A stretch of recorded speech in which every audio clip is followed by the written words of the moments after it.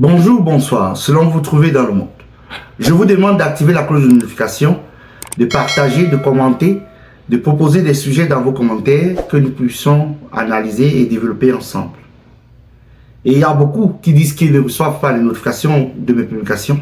Juste parce que vous n'avez pas activé vos cloches de notification, je vous le demande une fois de plus d'activer cette cloche de notification parce qu'à travers la revue de ma chaîne, je peux regarder des paramètres pour voir que certains d'entre vous n'ont pas activé leur cloche de notification.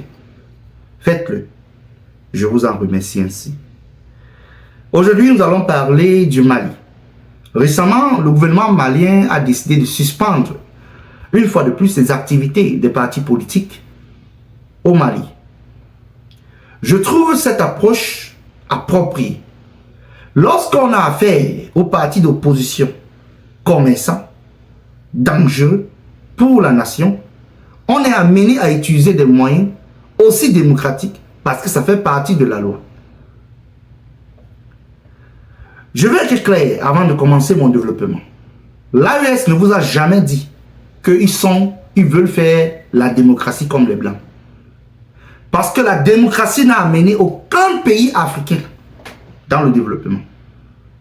Donnez-moi, dans tous les pays là, en Afrique, quel est le pays en Afrique qui s'est développé comme le Qatar, l'Arabie Saoudite, étant démocrate? Quel est le pays africain qui s'est développé comme le Danemark, l'Espagne, l'Angleterre, l'Allemagne, étant démocratique? La Suisse, la Finlande, laissez-nous ça. Arrêtez de nous distraire. Le gouvernement malien est dans tous ses droits. Ils sont dans un régime révolutionnaire africain. Lorsqu'on est dans un régime révolutionnaire africain, vos histoires de démocratie, de pluralité, allez chez les Blancs avec. Parce que c'est ces mêmes colons qui vous financent à travers leurs organisations non-profit, qui vous donnent de l'argent de venir faire cette comédie en disant que vous êtes des politiciens, alors que vous êtes des commerçants, payés par le colon. Vous ne sortez que quand il y a les élections. Quand il n'y a pas des élections, on ne vous voit pas. Quand il y a les attaques au nord du Mali, et ceci, c'est là, vous avez attaqué Tizaouadène à partir de l'Algérie, vous étiez où? Vous, les opposants, là, vous êtes sortis. Vous avez parlé. Je peux dire que, sauf l'ancien premier ministre Maïga, qui a eu à faire une sortie, qui a eu à parler de cela. Parce que quand même, malgré qu'il a des divergences avec le régime en place, il est quand même un homme éclairé. Mais vous autres là, vous êtes des commerçants, payés par les Occidentaux, pour venir créer le désordre en Afrique. Un peu comme au Cameroun, les mêmes gens. Ils viennent pour distraire le peuple. Pas de message d'éveil. Toujours là, je vais avec le président cotiser, je vais avec le président cotiser. Il y a aussi des moutons qui sont là, ils suivent, ils courent, ils viennent. Oh PCRN, oh MLC, oh ceci. Le Mali vous a dit, nous ne sommes pas dans votre truc de démocratie, rentrez avec. La Chine n'a pas vos histoires, ils sont communistes. C'est l'un des pays les plus développés du monde, plus que même les États-Unis. Votre Qatar, que vous partez Dubaï souvent là, les Émirats, c'est la démocratie qu'il y a là-bas. Il y a la peine de mort, hein. On exécute là-bas. C'est les royaumes, ils sont là-bas. Les princes, ils ont la démocratie, mais ils sont développés, non? Ces blancs ne font pas les deals avec eux. Qui paye le gaz au Qatar? Ce ne sont pas les Occidentaux. Ils ont même déjà fait des presses pour écrire comment on martyrise les gens. Pendant la Coupe du Monde, on a vu comment les Africains sont traités là-bas. Ils ont écrit ça comment? Ils ont même sorti les articles? Non. Mais quand c'est l'Afrique, vous les voyez là, ils viennent avec le verbage. Ils ont été incapables de sortir lorsque ce pseudo-économiste qui à l'Élysée a reçu le plus grand théoriste du monde. Hamad Al-Shara, a.k.a. Abou Mohamed Adjoulani. C'est un terroriste. Voilà. avec la pression des Occidentaux, ils ont mis pression sur Trump. Trump aussi a décidé, avec la pression de l'Arabie Saoudite et les pays du Golfe en général, ils ont mis pression sur Trump parce qu'il donne les cadeaux, les bassessis, comme l'avion qu'on lui a donné. Comme cadeau, le Qatar lui a donné un avion cadeau qu'il ne devait même pas normalement prendre. Mais bon, il est libre de prendre ou pas. Ils ont mis pression sur lui directement. Il a dit qu'il va retirer certaines sanctions de la Syrie.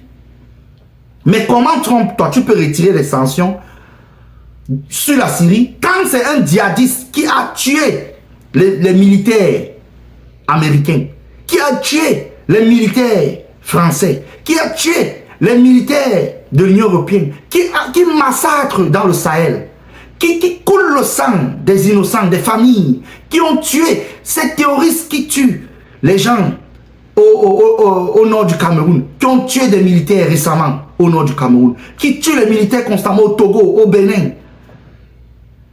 au Mali, au Burkina, au Niger. Macron reçoit un terroriste. Comment toi, Trump, tu acceptes de retirer les sanctions? Sur quelle personne? Tu devais exiger que ce monsieur doit laisser le pouvoir à un monsieur qui n'a pas le sang des innocents entre les mains.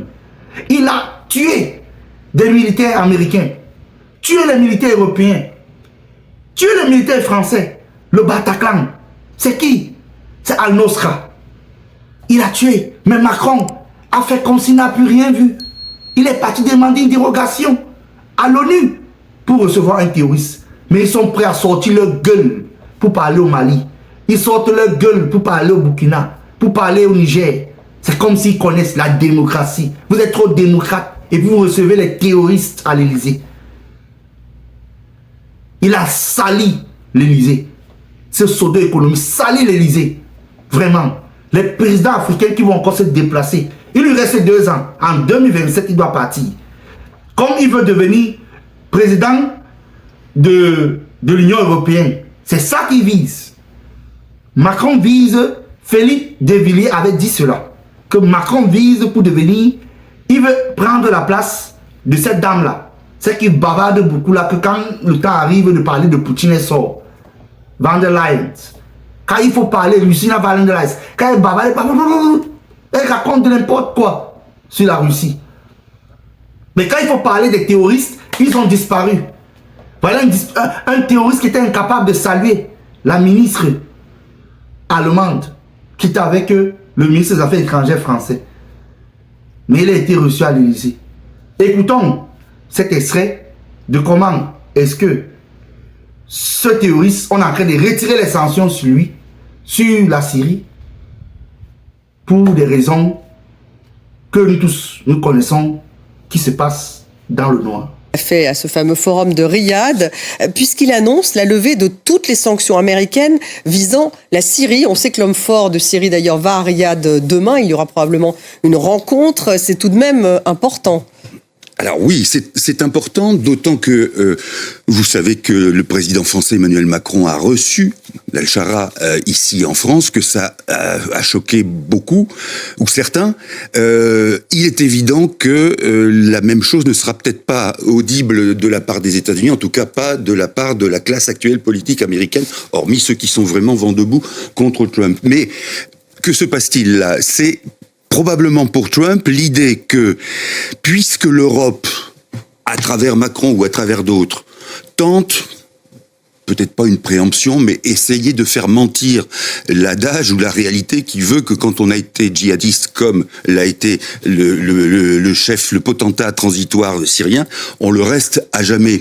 Et donc, ce qu'essayent de faire les Européens, c'est de dire, il y a peut-être moyen d'entamer, de prendre langue avec cet homme, et peut-être de ce côté-là, de le retenir, de ne pas verser à nouveau dans le djihadisme ou dans l'autoritarisme. Et tout simplement, ce que Trump fait, apparemment, dans un premier temps, c'est plutôt essayer de contrer les Européens, même si de lui-même, rien ne le porte directement vers le personnage. Les Européens qui ont allégé les sanctions. Alors, voilà, exactement. Les Européens qui ont allégé les sanctions, et donc Donald Trump va sans doute faire un pas supplémentaire. Ça fait partie aussi d'une ceinture. Alors celle-là, elle sera peut-être pas avec Mohamed al-Shara, mais elle sera trumpienne, c'est-à-dire l'Arabie Saoudite, les États du Golfe, d'autres États du Golfe que va visiter demain Donald Trump. Donc ça, c'est le Qatar et les Émirats. Le Qatar et les Émirats. Alors avec bien sûr les ambiguïtés des uns et des autres, qui essayent de pas mettre tous leurs œufs dans le même panier, mais malgré tout, quand on a les promesses à la fois de un commerce ardent et ardu entre les uns et les autres, et qu'en plus vous avez un président américain qui ne fera jamais aucune remontrance sur, par exemple en Arabie Saoudite, je crois que depuis le début de l'année, 100 personnes ont été condamnées à mort et exécutées. Comptez bien sur Trump pour ne faire jamais une remarque là-dessus, et ça bien sûr, ça arrange avec le business, ça arrange aussi les chefs d'État de ces pays du Golfe. Voilà, quand vous avez écouté, voilà que, avec la pression que les Européens ont eu à faire pour demander aux Américains de retirer certaines sanctions contre le régime syrien qui est actuellement entre les mains des terroristes de Al-Nusra et de Al-Qaïda et de l'État islamique, auxquels ils reçoivent toujours des passeports pour venir faire le djihadisme. Voilà exactement la politique étrangère des Occidentaux. La pourriture. Une politique étrangère dans la rue. Voilà les États du Golfe.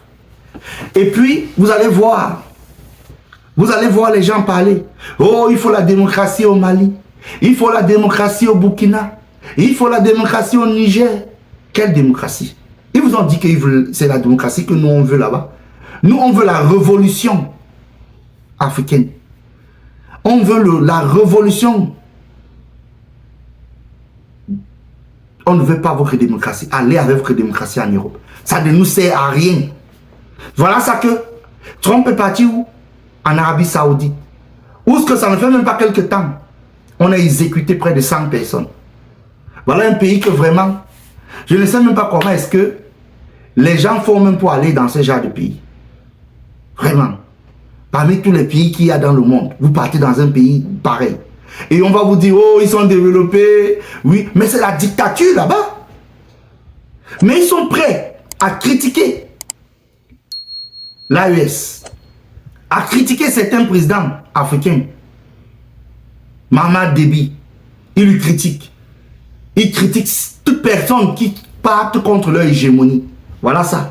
Que Trump va retirer les sanctions contre un terroriste. Quelqu'un qui a le sang des militaires américains entre les mains. Astaghfirullah. Oh, vraiment, Seigneur.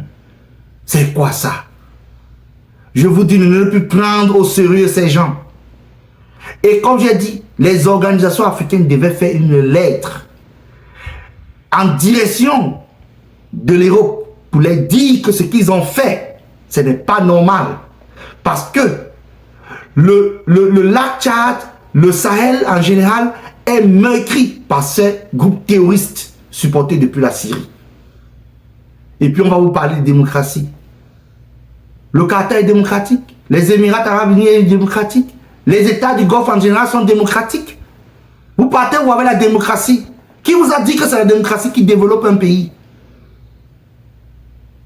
La Chine, on vous a dit qu'ils veulent la démocratie là-bas. Ils veulent le travail, le développement, l'invention, la nouvelle technologie. C'est ce que la Chine fait. On vous donne à manger, on vous donne à boire, la meilleure éducation, la santé, le travail. Voilà ce qu'on vous donne. On ne reste pas là, vous chanter les louanges des gens qui ont fait les 102 ans, les 105 ans. Exactement. Voilà. Exactement, voilà. On est égarés, nous les Africains. Voilà des choses qu'on doit passer le temps pour déchiffrer, pour donner notre opinion. Nous tous aussi, souvent, on est dans la distraction. Le blanc va dire que vraiment j'ai réussi mon travail. Parce que je me suis rassuré de distraire les Africains. Toujours dans les trucs de 100 caleçons.